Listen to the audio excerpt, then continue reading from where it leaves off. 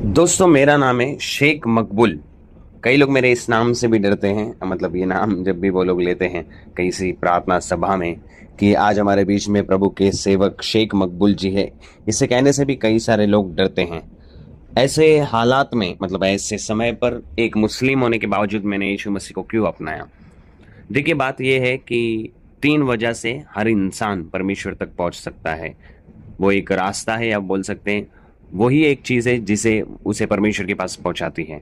वो 3 चीज़ें, या तो पैसा पूरा उसके पास जो है वो जाना चाहिए, उसको कोई बीमारी आना चाहिए, या फिर उसको सजा परमेश्वर देना चाहिए। तीनों में से एक चीज़ जब भी होता है, तब इंसान परमेश्वर के पास जाता है, तब इंसान परमेश्वर के पास ढूंढता है कि परमेश्वर मुझे हल दीजिए करके।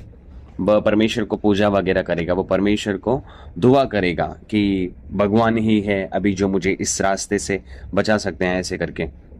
दोस्तों, हमारे घर में पूरे 4 बहन हैं और मेरे पूरे हम लोग 3 भाई हैं, जिनमें से मैं सबसे छोटा हूँ। और हम जामपेटा, आंध्र प्रदेश, राजामंड्री में रहते हैं। राजामंड्री एक डिस्ट्रिक्ट है, एक जिला है। और आंध्र प्रदेश एक राज्य है, आप सभी को पता ही है, इंडिया का। जामपेटा एक गांव है। ऐसे इस जगह पर हम रहते हैं और जामपेटा में ही एक मस्जिद है, जिसमें अभी भी हमारे कुछ रिश्तेदार ज़रूर जाते हैं उसी मस्जिद में दुआ नमाज अदा करने के लिए।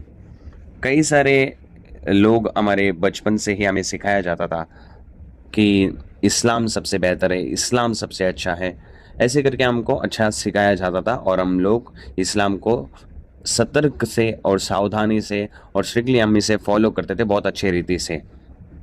बचपन में ही हमारे पिताजी गुजर गए और उसी समय पर हमारे घर के हालात पूरी तरीके से बिगड़ने की वजह से, मतलब आर्थिक रूप से, पैसों के रूप से दिक्कत होने की वजह से, हमारा एक भाई था जो हमारा एक भाई है जो काम करते थे एक चाय की दुकान में। और मेरी माँ कई सारे ग्रोसरीज दुकान में जाकर साफ सफाई करने का, चावल, गेहूँ, जो जो साफ सफाई करने का वो काम करती थी, और उनको 3 से 4 रुपए तक उस समय पर मिलता था।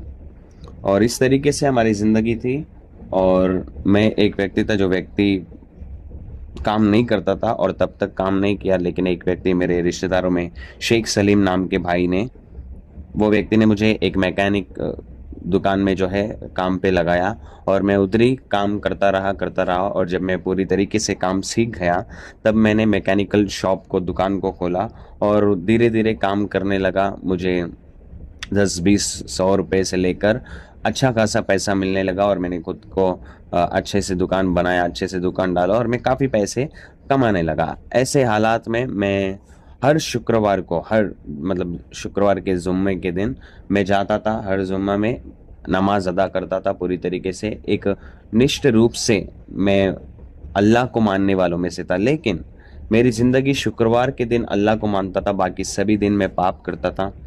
मैं मस्जिद भी जाता था, लेकिन मेरे मन में हमेशा से पाप भरा ही रहता था। दोस्तों, और एक बात थी कि मैं यही नहीं समझता था, बाकी सभी लोग ये अभी भी समझते हैं कि इस्लाम एक एक ही रास्ता है, मतलब खुदा तक पहुंचने का। मुस्लिम का मतलब होता है कि खुदा के बात को मानने वाला। और मैं अभी भी खुद को मुस्लिम कहूँगा, क्योंकि मैं खुदा को बात को मानता हूँ। मैं अभी यीशु को बात को मानता हूँ, क्योंकि वो सच्चे खुदा हैं।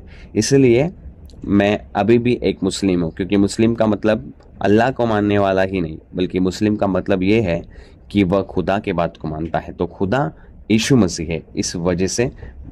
और हमारे में ही शिया और सुन्नी दोनों तरह तरह के, 2 तरह के होते हैं। और हम लोग कभी कभार आग में भी चलते हैं। इमाम हसन हुसैनी बोलते हुए हम उस आग में जब चलते हैं तो आग जो है हमारे पैरों में नहीं लगता था। तो मैं मानता था कि हमारा धर्म कितना बड़ा है, देखो हम लोग कितने अच्छे, देखो कि मतलब इतने निष्ठ रूप से हमने रखते हैं, इसीलिए हमको जलन वगैरह नहीं होता है, ऐसा करके मैं सोचता था। और कभी भी, मतलब कई सारे लोग बोलते थे यीशु मसीह के बारे में, क्रिश्चियनिटी के बारे में, तो हम लोग छी उसके बारे में क्यों बताते हो करके हम लोग नाकारने वाले लोग थे। हमारा पूरा परिवार जो था, अच्छा खासा परिवार हो गया क्योंकि मैं अच्छे से काम करने लगा।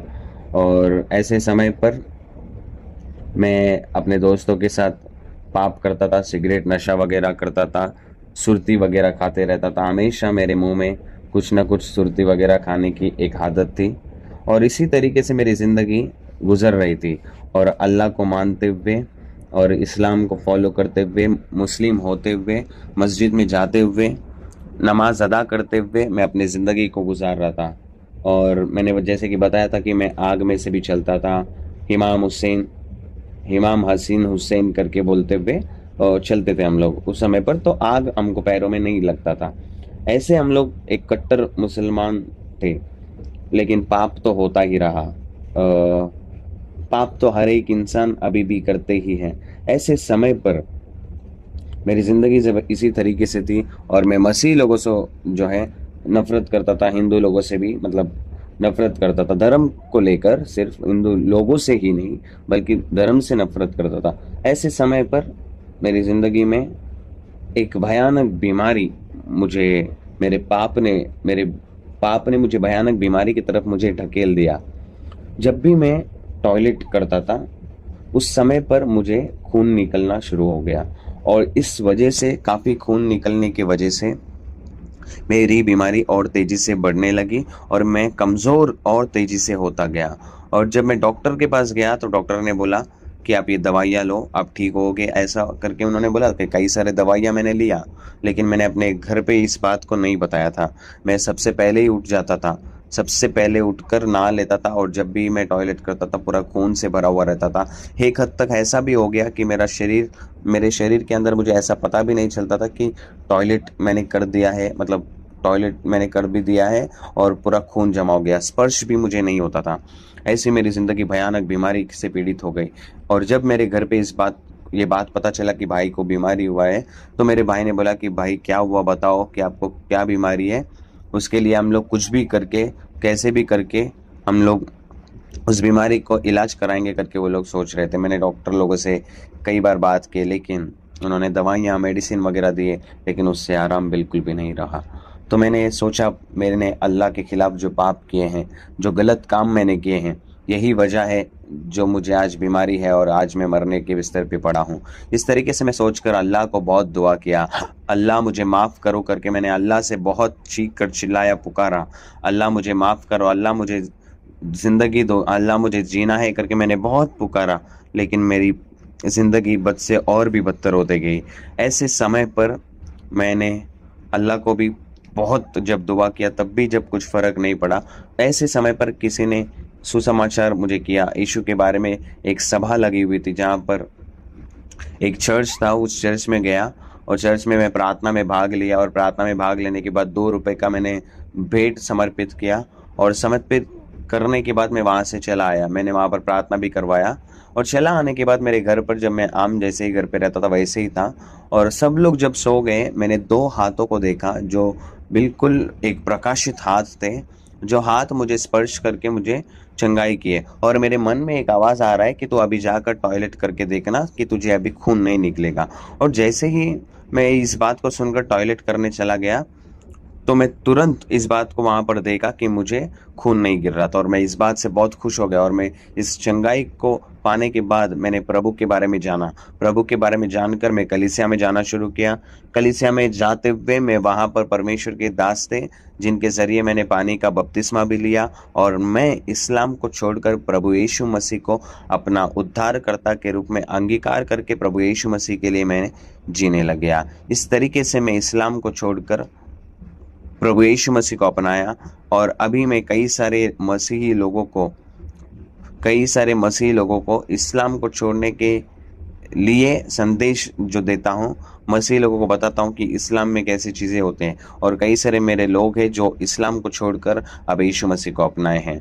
और भी चीज़ें मैं प्रचार करता हूँ इस्लाम और बाइबल के बारे में। जब भी मैं संदेश देता हूँ तो कई सारे लोग आते हैं, कई सारे डिबेट्स वगैरह मैं करता हूँ, कई सारे लोग आकर बदलाव पाते हैं।